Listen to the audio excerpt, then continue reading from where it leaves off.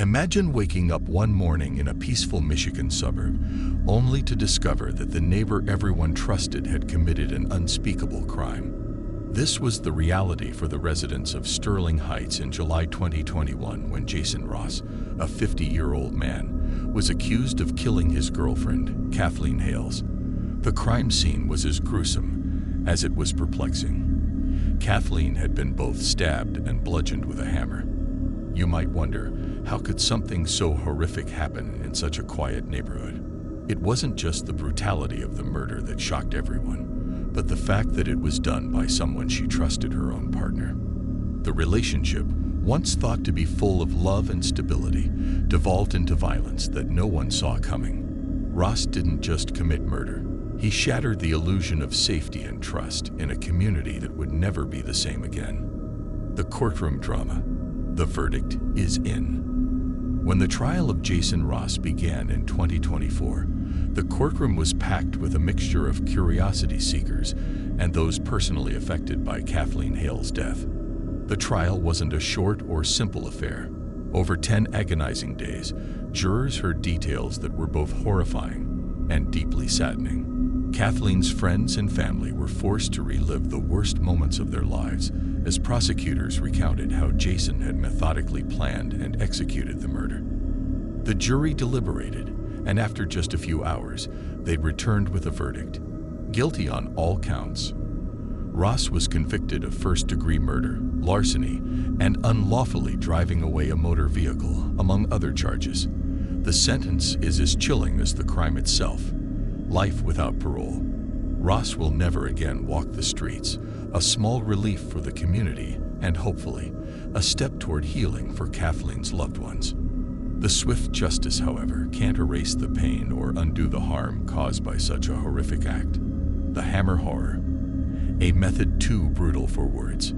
In most cases of violent crime, we expect to hear about guns or knives as weapons. But the method of this murder took brutality to a new level. A hammer was Jason Ross's weapon of choice, and it's hard to even fathom the level of violence that implies. It wasn't just a few blows. He hit her repeatedly after stabbing her multiple times. As gruesome as it sounds, this was a crime designed to inflict maximum pain, and that's exactly what the medical examiner confirmed in court. Kathleen Hales was tortured before she died. Can you even imagine what must have been going through her mind as the person she loved turned into her executioner?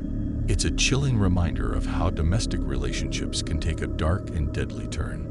The prosecution made sure to emphasize this during the trial, painting Ross not just as a murderer, but as someone who inflicted needless and prolonged suffering. Escaping. Think again, Jason. The aftermath of the murder was chaotic, but Jason Ross thought he could outsmart the police. After brutally murdering Kathleen, he took off in her car, pocketing her credit cards and prescription drugs. What was his plan? Did he honestly believe he could run from the law? Escaping to Prescott, Michigan, Ross was caught not long after, proving that trying to flee from your crimes rarely works out. This wasn't some carefully orchestrated getaway. It was the panicked scramble of a man who realized, far too late, what he had done. Law enforcement didn't just track him down, they found him still in possession of the murder weapon, hammer and all. It's like he wanted to leave a trail of evidence behind him. While Ross may have been desperate to run, the justice system was just as eager to catch up with him. The hammer as a murder weapon. Why Jason? Why? Of all the weapons available, why a hammer? It's a question that continues to haunt those who followed this case. While many murderers turn to firearms or knives, Jason Ross chose a tool that's usually reserved for construction, not destruction. The sheer brutality of using a hammer reflects a kind of rage that seems unfathomable. Experts during the trial theorized that this was an act driven by deep, uncontrollable anger. But the use of the hammer also suggests something far more sinister, a desire not just to kill, but to cause pain. It's a gruesome reminder that some killers seek more than just an end to their victim's life. They want their victim to suffer in their final moments. And that's exactly what happened. Kathleen Hales didn't die quickly. Her suffering was prolonged. a fact that left the courtroom in stunned silence during the trial. Kathleen Hales, a victim of trust. Kathleen Hales was 47 years old, full of life, and had so much more ahead of her. Like so many victims of domestic violence, she probably never saw it coming. Jason Ross, her partner, was supposed to be her protector, her confidant. Instead, he became her killer. The saddest part, this crime was committed by someone from her inner circle. Domestic violence experts often talk about how difficult it is to leave toxic relationships because of the emotional and psychological manipulation involved. Kathleen's friends had no idea what was going on behind closed doors, and even if they did, would anyone have predicted such a horrific outcome? The saddest truth is that her murder could have been prevented if warning signs had been noticed earlier. But as we know all too well, hindsight is 20/20. A case that gripped Michigan. From the moment the news broke, Michigan became captivated by the grisly details of this case. Sterling Heights, once a peaceful, quiet suburb, was now the backdrop for one of the most brutal murders in recent memory. As the trial unfolded, true crime enthusiasts, local news outlets, and everyday citizens alike followed the case closely, eager for updates. It wasn't just the gruesomeness of the murder that drew attention, it was the betrayal. Domestic violence cases are all too common, but this one had the added shock factor of a hammer-wielding murderer. Podcasts, news specials, and even social media accounts latched onto every detail, making it one of the most talked-about trials in Michigan. Everyone wanted to know, how could something like this happen? What warning signs were missed? It was a tragedy that sparked uncomfortable conversations across the state. Peter Lucido's final word: torture. Macomb County Prosecutor Peter Lucido didn't hold back when he addressed the court after the jury delivered its guilty verdict.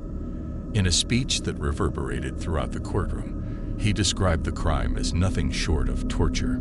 Kathleen Hales didn't just die. She endured unbearable suffering at the hands of someone she trusted. Lucido's words served as a grim reminder of the pain and horror Kathleen must have experienced in her final moments. His speech was more than just a summation of the case.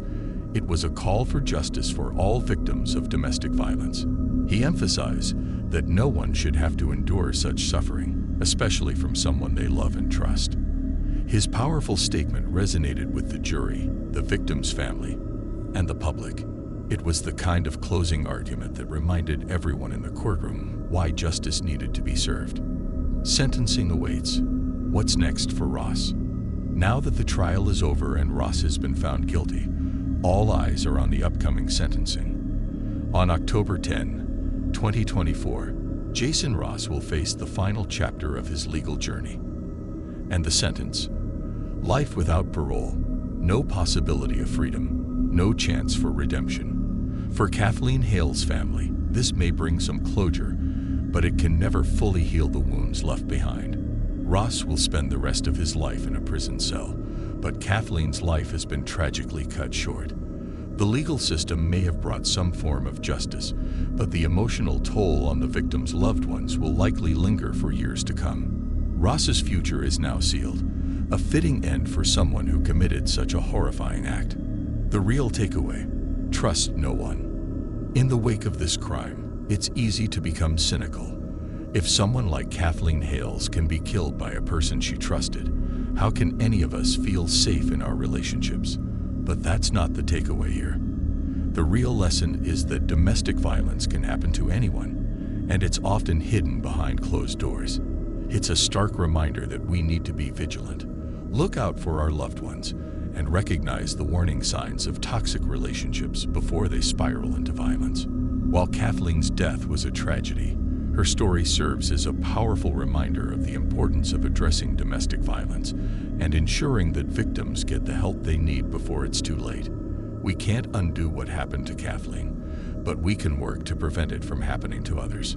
That's the tragic story of Jason Ross and the horrifying crime that shook Michigan to its core.